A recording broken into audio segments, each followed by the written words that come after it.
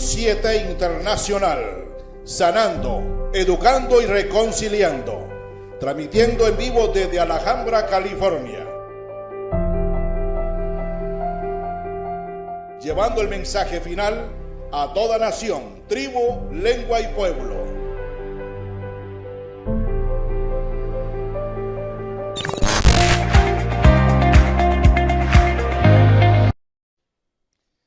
Damos gracias a Dios porque nos encontramos nuevamente para el estudio de la palabra de Dios en un tema que espero sea fascinante.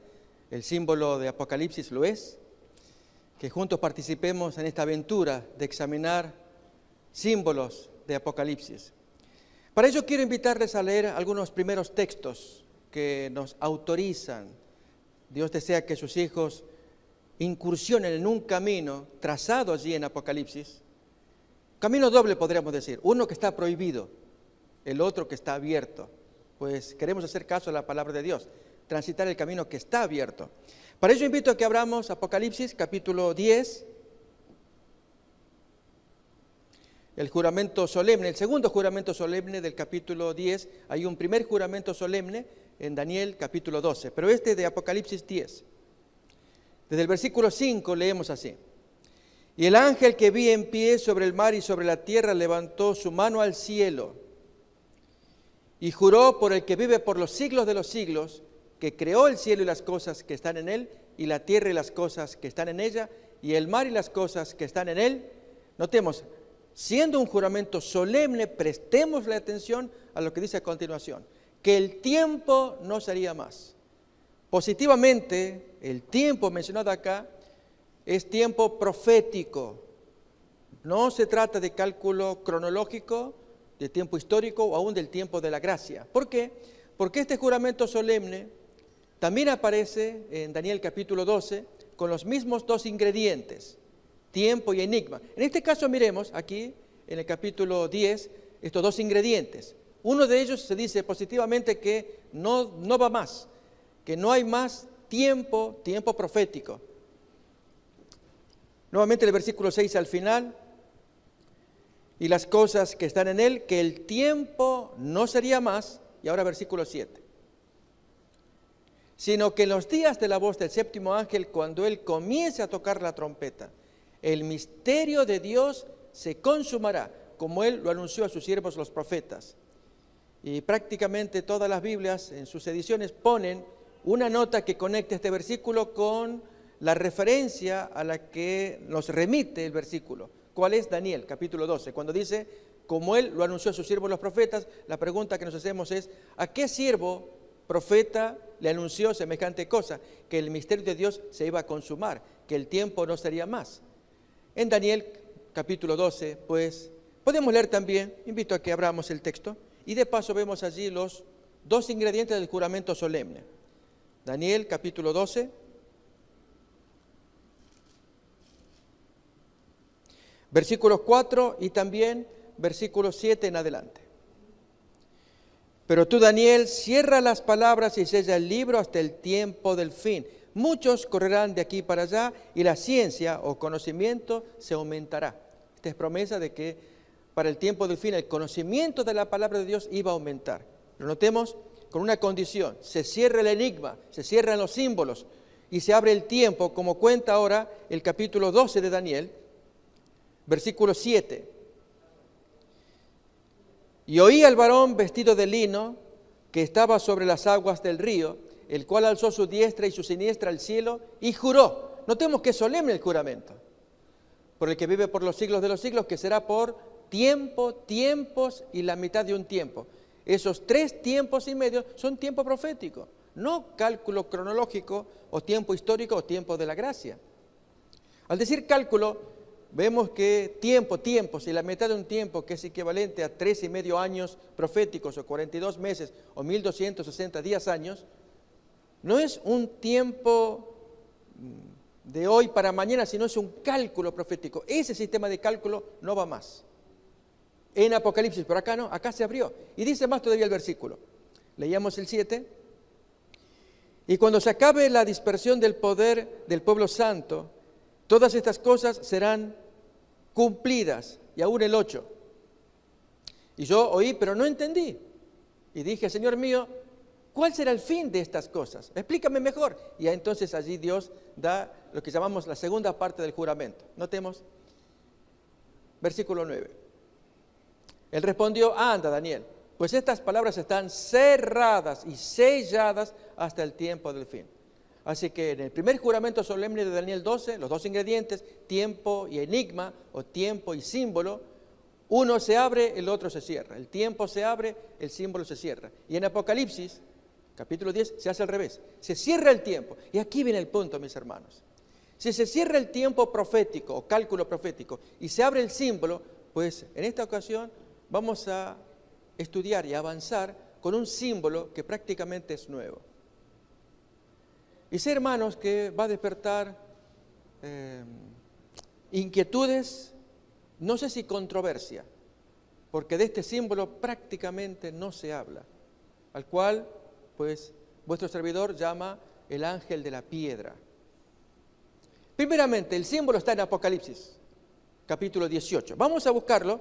Abrimos, pues, nuestras Biblias en capítulo 18, desde el versículo 21 en adelante, de muy rico contenido. Si el Señor lo puso allí, en el capítulo 18, en el contexto de los eventos finales, pues lo asociamos con los eventos finales, ¿sí? Lo que trae es un mensaje contra Babilonia, pero miraremos detalles que nos interesan. Leemos, pues, Apocalipsis 18, versículo 21 en adelante. Y un ángel poderoso tomó una piedra como una gran piedra de molino y la arrojó en el mar diciendo, con el mismo ímpetu será derribada Babilonia, la gran ciudad, y nunca más será hallada. Y voz de arpistas, de músicos, de flautistas y de trompeteros no se oirá más en ti, y ningún artífice de oficio alguno se hallará más en ti, ni ruido de molino se oirá más en ti. Luz de lámpara no alumbrará más en ti, ni voz de esposo y de esposa se oirá más en ti. Notamos cómo anuncia calamidades o ayes contra Babilonia. Porque tus mercaderes eran los grandes de la tierra. En algún momento vamos a mirar qué tipo de mercadería comercian esos mercaderes. Hay un texto muy revelador en Apocalipsis 18. Más, pues por tus hechicerías fueron engañadas todas las naciones. Otra pregunta que va a surgir también es, ¿esas hechicerías van en paralelo con qué? Hay un texto del Antiguo Testamento que asocia una práctica con hechicería y se cumple literalmente en el símbolo de Babilonia, a la cual se le llama hechicera. Y el último versículo, versículo 24, leemos así.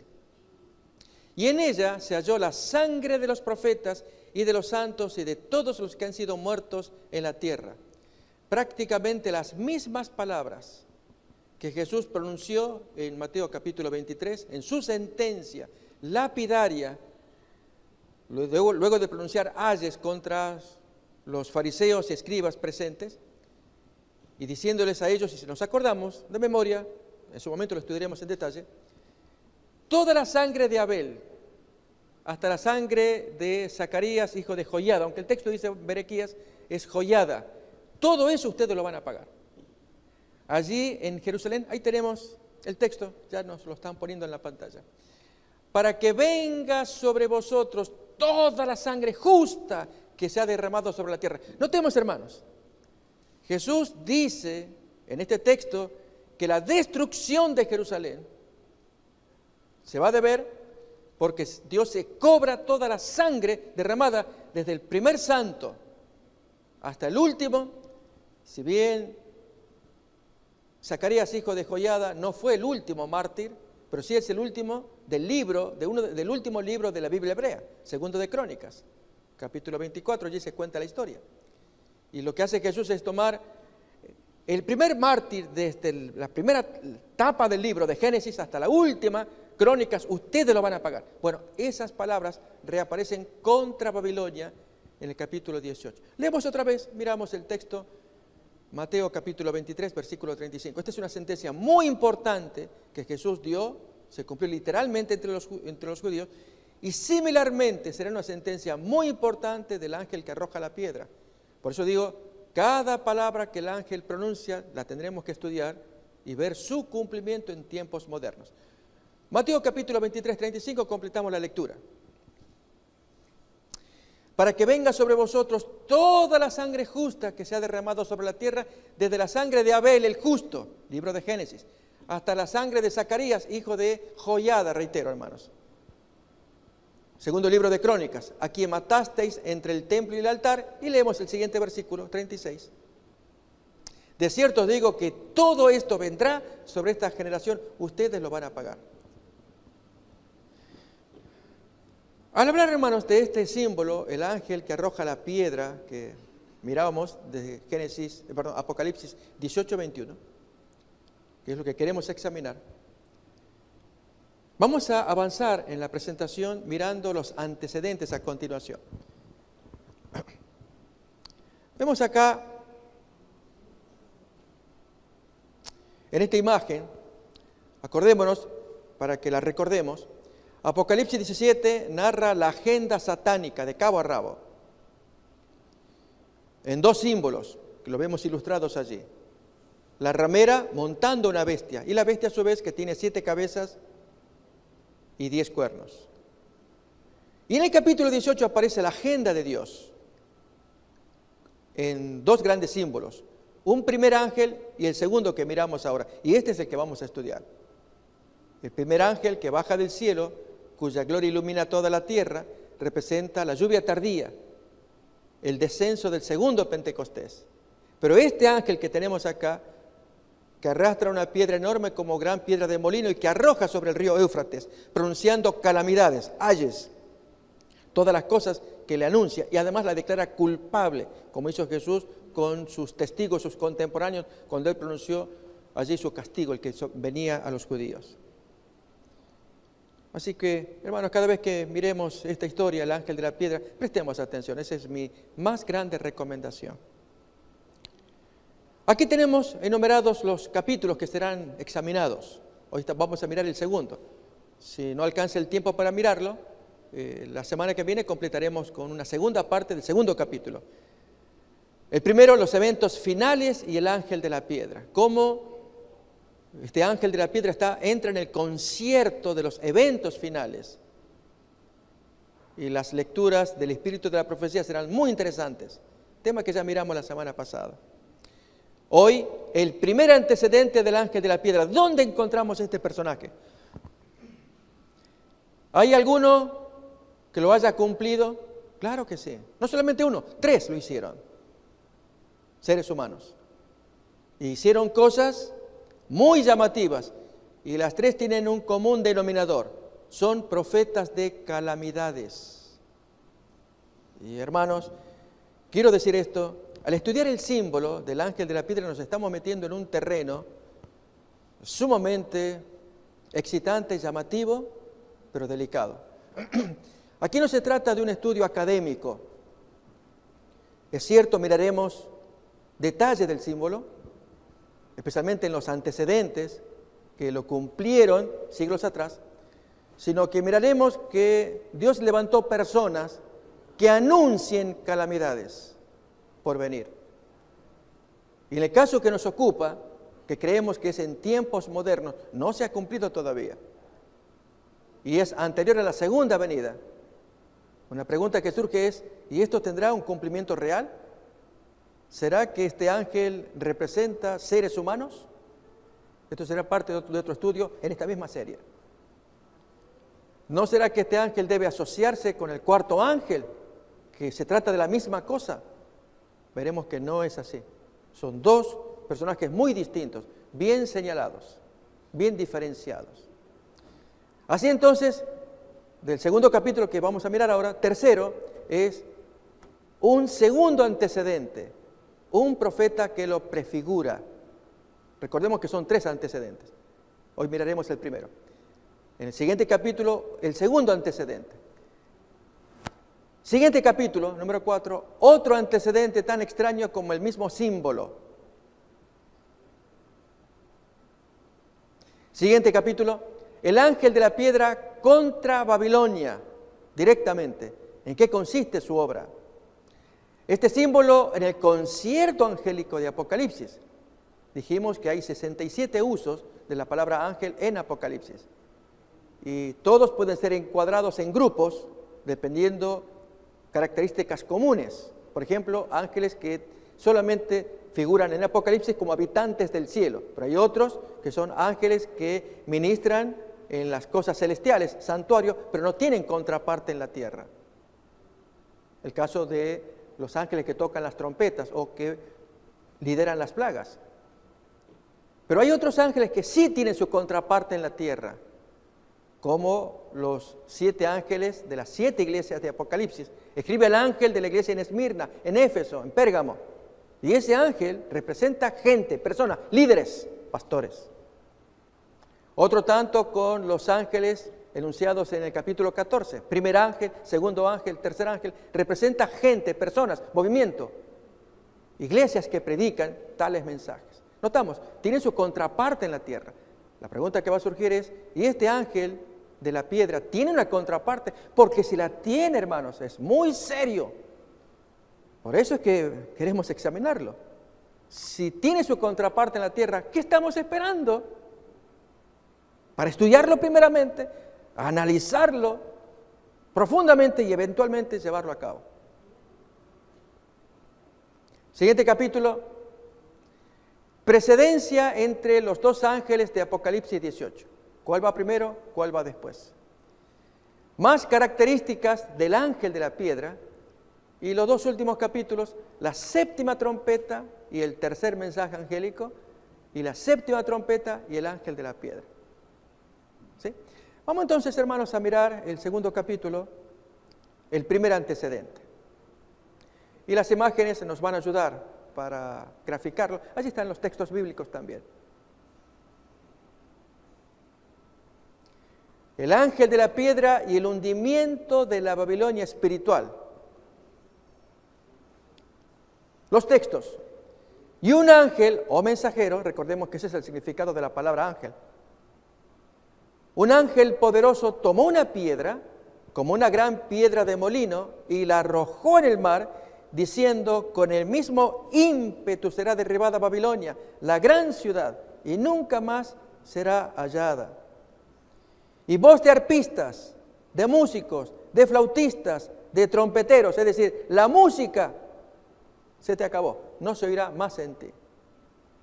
Ahora, hermanos, preguntémonos, si es literal este mensaje, es decir, de cumplimiento literal, ¿será posible que se levanten personas diciendo a la sociedad, a Babilonia y todo lo que ella compone, ¿se te acabó la música? ¿No suena como un mensaje extemporáneo, fuera de tiempo, fuera de lugar? ¿No parecería que quien llegara a decir semejante cosa fuera vista como una persona non grata, no agradable? Precisamente sería un verdadero profeta de calamidades. Nuevamente, quisiera remarcar el pensamiento. Leemos el texto otra vez. Un ángel poderoso tomó una piedra, como una gran piedra de molino, y la arrojó en el mar, diciendo, con el mismo ímpetu será derribada Babilonia, la gran ciudad, y nunca más será hallada. Y comienza entonces a anunciar las calamidades, los ayes contra Babilonia. Recordemos que la palabra ay tiene ese significado, anuncio de calamidades. Surgen preguntas que yo invito a que las razonemos, hermanos. ¿Podemos leer el texto como cuando sentados en las butacas miramos una película de catástrofe, mientras no toque nuestros asientos? Ha habido películas de catástrofes, ustedes saben. Creo que una terremoto, infierno en la torre, no sé, películas de catástrofes. Hasta incluso le inventan el sonido allí especial, cencerrado creo que le llaman, que parece que todo tiembla, y es la imagen nada más. Y qué bonito mirarla, pero que no me toque. Ahora, si estamos adentro de la catástrofe, la cosa cambia. Bueno, con este símbolo pasa algo así. Leer lo que dice, wow, lo que le espera a Babilonia, que es una piedra que se le arroja sobre el río, es simbólico, es verdad. ya que Babilonia y su río Éufrates es simbólico, representa cosas, y una piedra que le aplasta, pero el mensaje que trae no es simbólico, es real, porque el contenido lo dice que es real. ¿Cuál es? Voz de arpistas, músicos, flautistas, trompeteros, se te acabó. No se oye más en ti, porque la destrucción está a las puertas. Ahora, pregunto, ¿será que si alguien se levanta diciendo estas palabras, será bienvenido? ¿Cómo será visto? ¿No será tenido como una persona terrorista? Entonces, pastor, cuéntenos la historia, cuéntenos el cuento, pero hasta ahí nomás. No me involucre. Oh, hermano, entonces ahí es donde más vale no nos metamos en Apocalipsis. No sé si me van captando. El estudio es serio. Porque el Señor mandó un símbolo. Por eso dije al comienzo, Apocalipsis 10, el juramento solemne. Cierren el camino del tiempo, no se metan allí. No estudien cálculos proféticos. Métanse a este otro camino. El misterio de Dios se consumará en los días en que el séptimo ángel toque la trompeta. Ahí el misterio se aclara, se termina. Profecía que está en un futuro próximo. Suponemos que en algún futuro tiene que ocurrir. En que Dios aclare las maravillas que Él está preparando para su pueblo, para reforzar el mensaje del tercer ángel. Si esta es una de esos elementos, yo no lo sé. Solo, hermanos, que traigo a consideración lo que el texto acá nos está diciendo. Y es que hay una voz solemne contra Babilonia que anuncia calamidades que nadie quiere escuchar. Déjenme que los ilustre. En contacto con hermanos de Venezuela, pobrecitos nuestros hermanos allá y toda la comunidad de Venezuela, ellos sufren por la racionalización que se hacen de la luz y el agua.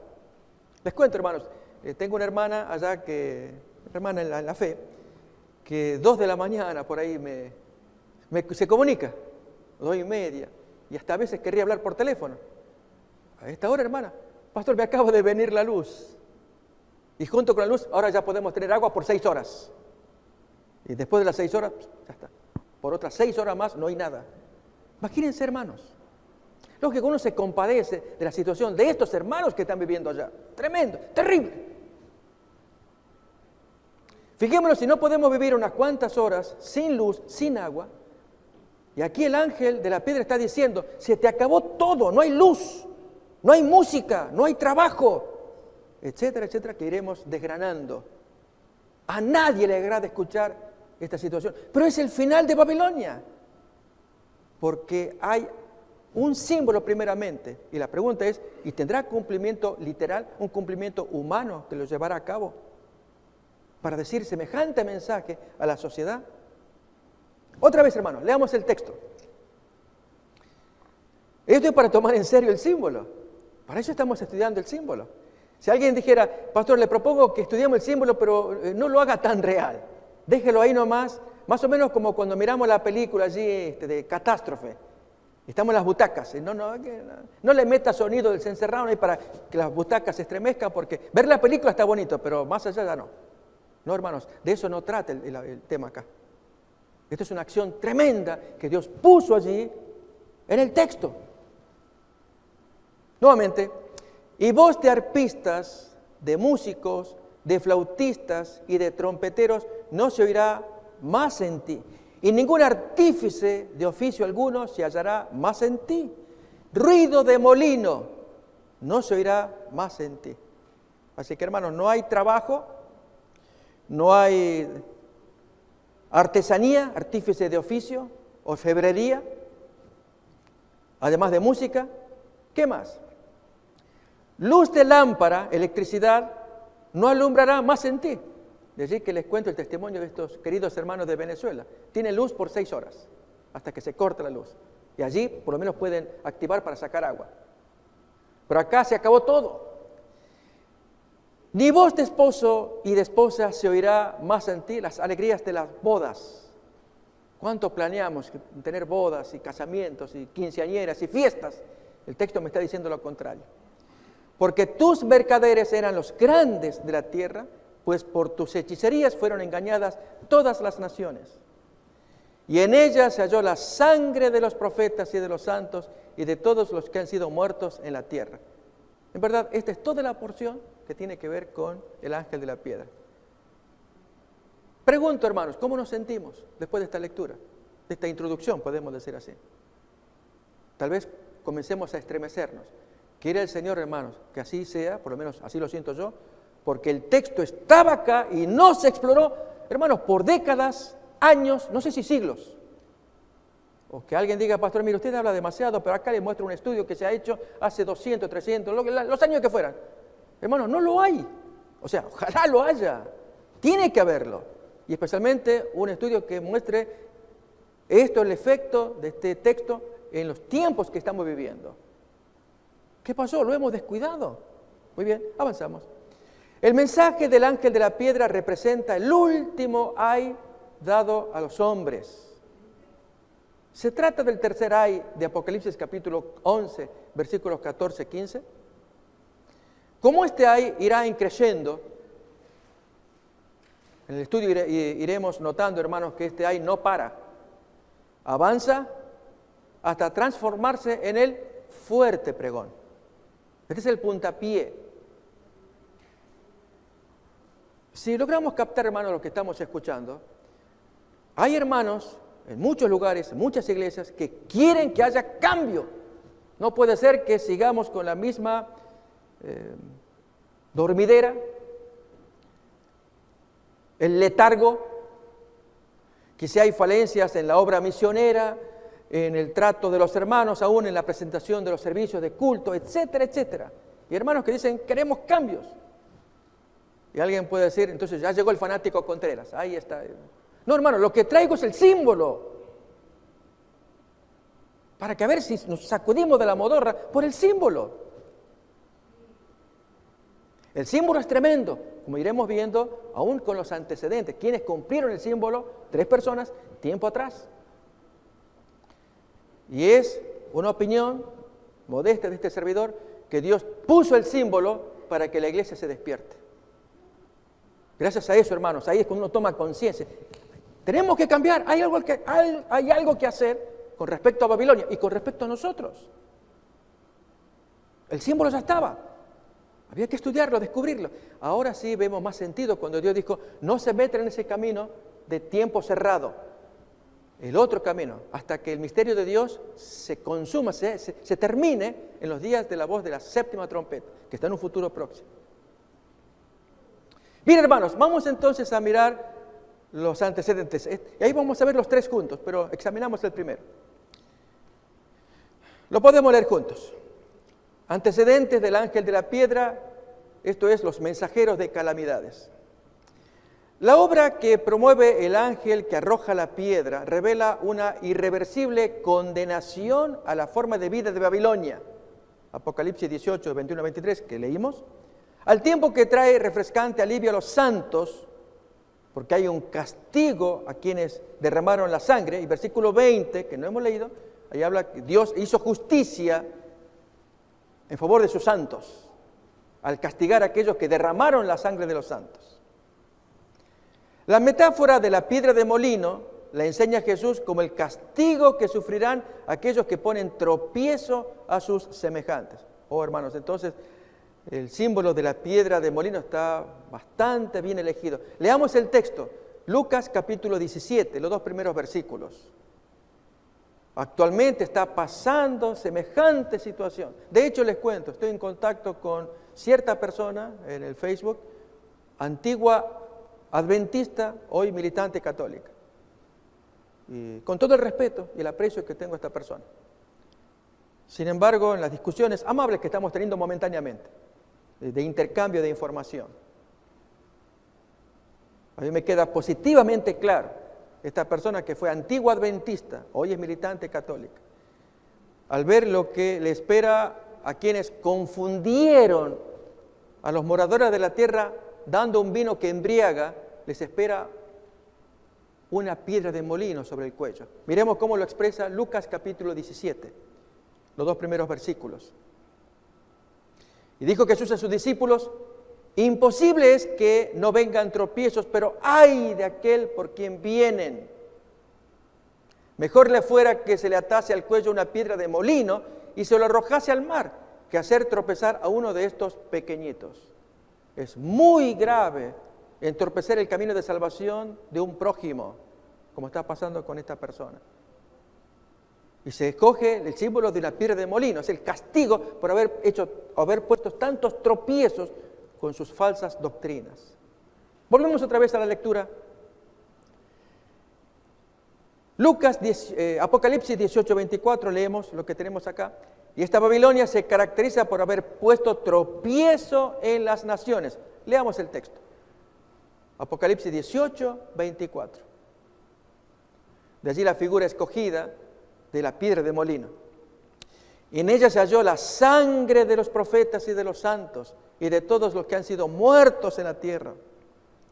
Hasta el día de hoy hay confusión aún en el seno de la iglesia popular, de que la gente que fue muerta por ellos, suponen que eran herejes. Voy a dar un ejemplo, hermanos. El caso de Jerónimo Savonarola, 1498. Lutero tenía 15 años. Felizmente, en 1998 fue vindicado por el Papa Juan Pablo II, pero a lo largo del tiempo fue considerado un hereje, un culpable que se merecía la muerte que se le dio. Él fue empalado en la hoguera y quemado. Era el Juan Bautista de sus días, denunciando los pecados del Papa de ese tiempo, Alejandro VI, Rodrigo Borgia.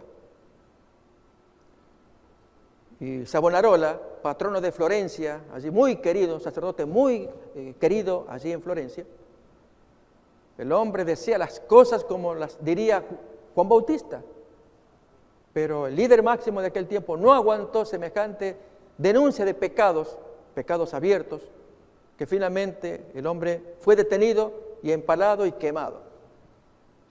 Hoy es reconocido como un santo. ¿Cómo es eso? Se lo quema como criminal. ¿Qué diríamos de Juana de Arco, otro tanto?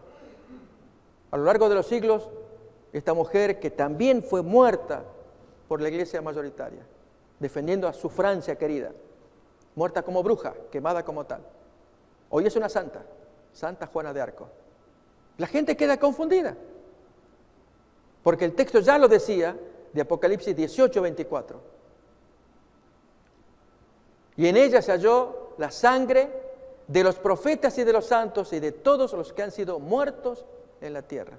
Dios descubre los homicidios, los crímenes, a pesar de que hubo confusión a lo largo de los siglos.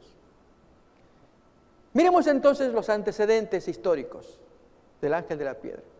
La figura del ángel de la piedra se basa en antecedentes proféticos que le precedieron, a saber, las acciones y palabras de, acá están los tres, el camarero Seraías, el mismo profeta Jeremías y el labriego Jesús, hijo de Ananías, o Yeshua ben Hananiah, como lo pronuncia Josefo, que es quien va a contar de él y que Elena White recoge información. Ahí aparecen los años 62 al 70 en el caso del último. Acá lo tenemos. Seraías, principal camarero del rey Sedequías, texto que ya vamos a leer, juntos vamos a examinar. El profeta Jeremías lanza endechas o lamentos sobre Jerusalén y pronuncia las mismas palabras recogidas en el ángel de la piedra. Y el tercero, Jesús, hijo de Ananías, y sus ayes sobre Jerusalén, fue en el año en que fue muerto el líder máximo de la iglesia cristiana, Jacobo. Jacobo fue muerto en el año 62, primer semestre, y este personaje aparece en el segundo semestre, lanzando un mensaje muy duro contra Jerusalén. Miremos entonces con respecto al camarero Seraías. Y aquí sí, hermanos, voy a invitar a que abramos los textos. Jeremías capítulo 51, 59 al 64. Mientras nos lo están buscando, leamos un poquito lo que tenemos en la nota allí. Inspirado en Jeremías 51, el ángel de la piedra imita la acción que el camarero real Seraías, año 593 a.C., debió haber realizado en las márgenes del río Éufrates, cuando llevó consigo un mensaje de condenación a la iniquidad de Babilonia de parte del mismo Jeremías que le dio la orden. Ahora leemos el texto completo. Si tal obra se hubiera sostenido hasta la caída de la gran ciudad 55 años más tarde, así que fue un profeta de calamidades, cuyo mensaje se cumpliría más de 5 décadas más tarde. Los cautivos israelitas, allegados a Seraías, habrían mantenido despierta su esperanza de liberación. El cautiverio duraría no más de 70 años. Capítulo 25. ¿Por qué, hermanos? Así como Seraías dio un mensaje y era esperanza para quienes lo leían, estaban cautivos, recordemos. Entre ellos Daniel cautivo en Babilonia, Ezequiel cautivo en Babilonia, y cuántos miríadas de cautivos al escuchar a Seraías, que en el año 594 lanzó un mensaje contra Babilonia. Toda aquella gente cautiva tenía esperanza, iban a ser liberados.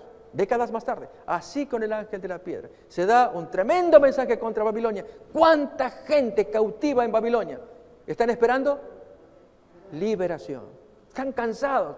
Tanto pecado, tanto pecado. Déjenme, hermanos, que lo ilustre. Con el reciente caso de la quema, el incendio tan grave, tan grande, con la catedral de Notre Dame en Francia. Es un caso reciente y del cual se comenta mucho. Rápidamente se contaron promesas de 800 millones de euros, lo equivalente en dólares, para refaccionar una famosa catedral, que si conociéramos la historia de esa catedral, allí cuando se cantaban loas en las matanzas, 2 grandes matanzas del siglo XVI, año 1535 el rey Francisco I y año 1572 el rey Carlos IX, nieto del anterior, en la famosa noche de San Bartolomé, masacrados y celebrándolo en esa catedral. Pero no termina allí, uno diría, perdón, usted se va al pasado, deje el resentimiento, la amargura del pasado. No, hablemos del presente. Y el presente es que mientras estaban denunciando pecados abiertos de pedofilia y pederastia, de público conocimiento, de victimarios, ahora pasan a ser víctimas.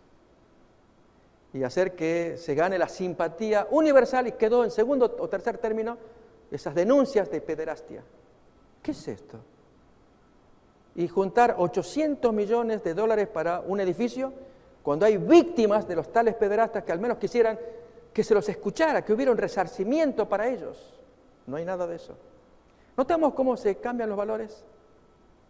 Y apenas traigo un ejemplo muy simple, evidente de una noticia reciente, actual, que alguien diría, usted le está creando aquí alguna cosa. Hermanos, el texto bíblico nos dice, no da más Babilonia, hay que decir las cosas sin ofender a nadie. O sea, la denuncia, los hechos tienen que ser claros para que los entendamos. ¿Qué es lo que hizo Seraías? Y ya veremos los demás antecedentes. Y que Dios querría que en estos últimos días comencemos un proceso también de denuncia. Completo acá la lectura y leemos el texto de Jeremías, donde aparece Seraías, nuestro primer antecedente. Si tal obra se hubiera sostenido hasta la caída de la gran ciudad 55 años más tarde, esto es en el 539 a.C., los cautivos israelitas como Daniel, Ezequiel, allegados a Seraías, habrían mantenido despierta su esperanza de liberación. El cautiverio duraría no más de 70 años. Ya viene la liberación. Y aquí en la imagen, Seraías, camarero del rey Sedequías, en las orillas del río Éufrates. ¿Qué tenía que hacer él? Leamos pues entonces capítulo, primeramente el 50, unos poquitos versículos, el 51, unos poquitos versículos, pero ya después vamos a ver específicamente en el capítulo 51, versículo 59, el mensaje en sí. ¿Por qué? Los 2 capítulos, Jeremías 50 y Jeremías 51, contienen el material de maldiciones, calamidades contra Babilonia. Todo ello se recopilaba en un libro y Jeremías le dice a Seraías lo que vamos a leer. Veamos pues entonces, hermanos, los primeros versículos de Jeremías 50 y Jeremías 51, de ambos capítulos. Dice allá, Jeremías 51 en adelante. Palabra que habló Jehová contra Babilonia, contra la tierra de los caldeos, por medio del profeta Jeremías. Anunciad en las naciones y haced saber, levantad también bandera, publicad y no encubráis, decid, Tomada es Babilonia. Bel, que es el dios, Baal, el dios de Babilonia, es confundido. Deshecho es Merodach, Marduk, el principal dios babilónico. Destruidas son sus esculturas, quebrados son sus ídolos. Porque subió contra ella una nación del norte. ¿A quién hace referencia? Nación del norte, más arriba de Babilonia, a los persas. Y hermanos, todavía los persas, no, estás lejos. Dios ya lo tenía en mente. La cual pondrá su tierra en asolamiento y no habrá ni hombre ni animal que en ella more. Huyeron y se fueron. En aquellos días, en aquel tiempo, dice Jehová, vendrán los hijos de Israel, ellos y los hijos de Judá juntamente, e irán andando y llorando y buscarán a Jehová su Dios. Pero viene su libertador, que será el gobierno de Persia, y un poco más. Preguntarán por el camino de Sión, hacia dónde volverán sus rostros, diciendo, venid y juntémonos a Jehová con pacto eterno que jamás se ponga en olvido, porque el Señor ahora les da su beneplácito, su aprobación. Son liberados. Un poquito más todavía. Ovejas perdidas fueron mi pueblo, sus pastores las hicieron errar, por los montes las descarriaron, anduvieron de monte en collado y se olvidaron de sus rediles. Todos los que los hallaban los devoraban y decían sus enemigos, no pecaremos, porque ellos pecaron contra Jehová, morada de justicia, contra Jehová, esperanza de sus padres, no pecaremos si les hacemos daño, si los matamos. No toquen a mi pueblo, ya tuvieron suficiente con su tiempo de castigo. Huid de en medio de Babilonia, salid de la tierra de los caldeos y sed como los machos cabríos que van delante del rebaño. Ese es el mensaje de Jeremías capítulo 50, unos cuantos versículos extractados. Capítulo 51 ahora, sigue todavía los anuncios de calamidades contra Babilonia. Así ha dicho Jehová, he aquí que yo levanto un viento destruidor contra Babilonia y contra sus moradores que se levantan contra mí.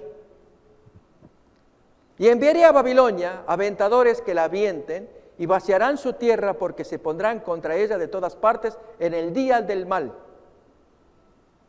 Diré al flechero que entesa su arco y al que se enorgullece de su coraza, no perdonéis a sus jóvenes, destruid todo su ejército. Decir, hermanos, que modestamente este servidor, y mi hijo también, escogimos el símbolo de la flecha o saeta. Los flecheros, agarren sus flechas, tírense a la Babilonia. Miremos 50:14. Estaba dicho allí en el texto cómo debe actuar el pueblo de Dios. Poneos en orden contra Babilonia alrededor todos los que entesáis arco, tirad contra ella, no escatiméis las saetas porque pecó contra Jehová, tírenle a Babilonia. Capítulo 50, capítulo 51. Ahora, 51-59. Ahora entra en escena Seraías. Y hermanos, ¿qué hay que hacer? Leemos pues. Palabra que envió el profeta Jeremías a Seraías, hijo de Nerías, hijo de Maasías, cuando iba con Sedequías, rey de Judá, a Babilonia, en el 4º año de su reinado. Esto es año 594 a.C. Fíjense, hermanos, que ya para ese tiempo, 55 años antes de que Babilonia fuera destruido, ya Dios había planeado destruir a Babilonia. Así lo muestra capítulos 50 y 51. Ya había dado el mensaje, lo hemos leído hace un momento. Así que ahora va Seraías con su rey a Babilonia. Hay algunos estudiosos que suponen que van a Babilonia con motivo de la orden de Nabucodonosor, Daniel capítulo 3, de que vinieran todos los gobernadores, sátrapas y demás para la institución de la estatua de oro, para la erección y adoración. Como no hay prueba de ello, no hay un vínculo de versículos de tiempo allí que nos conecte, de modo de decir que ese viaje de Seraías con el rey Sedequías a Babilonia coincidía con el tiempo de la adoración de la estatua de Daniel 3. Suponiendo, hermanos, que lo fuera, suponiendo. No hay prueba. Ahí nos encontramos con un caso extraño. Nabucodonosor, que levantó la enorme estatua, todos los gobernadores y sátrapas alrededor, y él ordena que todos se postren y adoren. Solamente 3 jóvenes se negaron. La pregunta es, ¿estaban allí el rey Sedequías judío? ¿Estaba el camarero Seraías ahí? No sabemos. Más vale que no estén. ¿Sí? Porque si hubieran estado, hermanos, ¿qué nos cuenta la historia? ¿Sí? Se habrían arrodillado también. Tremendo. Bien, vamos ahora entonces nuevamente a Jeremías 51, 59. Palabra que envió el profeta Jeremías a Seraías, hijo de Nerías, hijo de Maasías, cuando iba con Sedequías, rey de Judá, a Babilonia, en el 4º año de su reinado. Y era Seraías el principal camarero. Escribió pues Jeremías en un libro todo el mal que había de venir sobre Babilonia, todas las palabras que están escritas contra Babilonia, que posiblemente eran los capítulos 50 y 51 de Jeremías. Puede ser, o puede ser otras palabras, pero era mal, anuncio de calamidades contra Babilonia. Y miremos la orden ahora del profeta Jeremías, orden de parte de Dios. Y dijo Jeremías a Seraías. Este Seraías es hermano carnal de Baruc. Baruc era el secretario amanuense que escribía, ya anciano Jeremías, entonces este joven Baruc era quien le escribía. Y Seraías y Baruc, hermanos. Dice Jeremías a Seraías, cuando llegues a Babilonia y veas y leas todas estas cosas, dirás, oh Jehová, tú has dicho contra este lugar que lo habías de destruir hasta no quedar en él morador, ni hombre, ni animal, sino que para siempre ha de ser asolado todo el territorio de Babilonia. Y cuando acabes de leer este libro, le atarás una piedra y lo echarás en medio del Éufrates. ¿Notamos, hermanos? Este es el primer antecedente. ¿Qué más? Y dirás, así se hundirá Babilonia y no se levantará del mal que yo traigo sobre ella y serán rendidos, que hasta aquí son las palabras de Jeremías, y luego arranca el capítulo 52 que ya no pertenecería a Jeremías, otro haber escrito ese capítulo. Pero notemos, hermanos, estas son las últimas palabras de Jeremías. Así se va a hundir todo el mal que yo traigo. Pero hermanos, eran palabras proféticas. Al contrario, en ese tiempo Nabucodonosor estaba con todo el fuego, la fuerza, el entusiasmo de derrocar 594. Sus 7 años de locura estaban todavía en el futuro. La destrucción total de Babilonia estaba mucho más adelante. Solamente Dios veía la calamidad que se cernía, pero había que predicarla. De eso trata Seraías. Anunciar con tiempo una calamidad que Dios está observando, que viene contra esa ciudad. Pregunto, mis queridos hermanos, si logramos ver el paralelo entre Seraías y el ángel de la piedra, este es el primer antecedente. Seraías, un hombre al cual se le da una orden. No hay referencia en el texto bíblico si él cumplió la orden. No sabemos si él anduvo predicando, anunciando, quizás los 2 capítulos del libro de Jeremías, 50 y 51, o un libro lleno de calamidades, y decirlo en voz alta, como lo hacía Jonás, recordemos, en Nínive, anunciando las calamidades. De aquí a 40 días Nínive será destruida. No tenemos referencia. Aun si llega a asociarse la visita de Seraías y Sedequías con la estatua de Daniel 3, no tenemos prueba, ni predicaron, quizás, no sabemos. Pero sí nos queda claro algo. Dios tiene planes contra Babilonia. Manda un predicador. Tú di lo que tienes que hacer. Anúncialo, las calamidades, y esta piedra, átale en una piedra, arrójala y dile hacia la gente. Ustedes ven lo que dice, así se hunde Babilonia. Pero ¿quién te crees tú que eres un esclavo, un vasallo, junto con tu rey? A Nabucodonosor le vas a decir semejante cosa. Se capta, hermanos. Seraías no era nada, Sedequías menos. Pero la voz de Dios habló y se va a cumplir y se cumplió. Así, hermanos, el símbolo de Apocalipsis 18. ¿Quién es este servidor para decir nada? Nadie. Traer el tema a luz, eso sí. ¿Cómo se va a cumplir? ¿Quién lo va a llevar adelante? No sabemos nada. Es estudiar el tema y verlo a la luz de los antecedentes. Que Dios está deseando que su pueblo se despierte. Pero aquí, hermanos, que nos despertamos para otras situaciones. Si dejamos de lado el estudio bíblico y nos enredamos en cuestiones personales, allí como las nuestras particularidades que tenemos, y descuidamos el estudio de la Biblia, lo que implica el símbolo, la orden que el símbolo quiere darnos a nosotros, pero estamos tan embarcados en nuestros problemas, eclesiásticos o personales, podemos descuidar grandemente lo que Dios tenga con nosotros. Y vamos a mirar a continuación, hermanos, parte del estudio que miraremos la semana que viene. Y es, ¿cuál es la iniquidad entre ambas Babilonias? Vamos a hacer una comparación. La iniquidad de la antigua Babilonia con la que hoy estamos mirando, la mística. Comparadas ambas Babilonias, miraremos el porqué de un mensaje que va contra ellas. Y entonces, hermanos, esto lo vamos a examinar la semana que viene. La identidad y carácter y varios puntos más de ambas Babilonias. Pregunto, ¿cómo nos sentimos? ¿No hay en nuestro corazón el deseo de conocer más la voluntad de Dios para que hagamos lo que Dios quiere que se haga? Si puso el símbolo allí es para que lo estudiemos.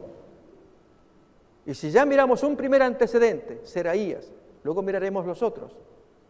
¿No habrá llegado el tiempo en que también nosotros demos un paso adelante, por lo menos al promover el símbolo? Estúdieselo, míreselo, escarbemos en la historia de Seraías, de Sedequías, del rey Nabucodonosor, en ese año. ¿Qué pasó? Eso es lo que Dios nos está pidiendo en nuestro tiempo. De modo que si alguien les tildara a ustedes o a mí, fanáticos, están queriendo mover a una gente para que hagan o imiten lo que hizo Seraías, imiten lo que hizo Jeremías oportunamente, miraremos, e imiten al otro personaje extraño, que en tiempos modernos ocurre algo similar. Ustedes son una perfecta raza de fanáticos. ¿Se entiende, hermanos? ¿A dónde podemos llegar? El símbolo exige estudio, exige oración. Dios quiere que su pueblo esté humilde, mirándolo, atento a las revelaciones que Él tenga para su pueblo. Y ahí entonces se entiende mejor ciertas citas del espíritu de la profecía que hablan de que el Dios va a actuar en forma muy extraña en los días finales. No sabemos de qué manera o a qué se refiere, pero que va a actuar en forma extraña, así es. Citas que leímos, vamos a leer en otra ocasión para repasar, de modo que al meternos en este estudio, sintamos que Dios nos puede bendecir, porque queremos extraer el mayor significado de este símbolo. Así, hermanos, concluimos este tema en una serie que estamos titulando Símbolos apocalípticos al descubierto. Y este es uno de los primeros. Ya miraremos otros más adelante que miraremos con más atención. Séptima trompeta. Miraremos también una parodia mesiánica que aparece retratada en la Biblia y otros temas más que miraremos más oportunamente. Quiero decirles, hermanos, estudiemos ardientemente la palabra de Dios. Dios va a dar luz si nos abocamos. En este caso, el video queda grabado, miremos los textos allí, lo que se razona, escarbemos en diccionarios. ¿Quién es Nerías? El papá de Seraías, Baruch, Sedequías. Para que en lo que nosotros produzcamos estudios, veamos que Dios tenía un plan de revelar mucha más información para su pueblo en los días finales. Que Dios nos bendiga mientras más estudiemos su palabra. Amén. Metro Evangelización 3000. En la Biblia encontramos el gran desafío evangelístico que han representado las ciudades a quienes desean hacer suya la orden de ir y predicar el Evangelio. En la actualidad, la mayoría de personas viven en las grandes metrópolis. Debemos aceptar que hoy podemos predicar a cientos, miles y millones de personas que están a nuestro alrededor. Y esto lo podemos hacer con planes muy abarcantes que nos desafíen a una obra mayor. Ya están listos los peces, ya están listas las redes, solo faltan los pescadores. Presentamos Metro Evangelización 3000. Todos pueden hacer algo en esta obra. En estas reuniones hogareñas presentamos a Cristo a las familias. Metro Evangelización 3000, donde más de 125 ciudades serán impactadas por el mensaje de salvación de la verdad presente. Únete, acércate y forma parte de este magno evento. Abre tu hogar y sed de gran luz. El Señor está esperando por ti.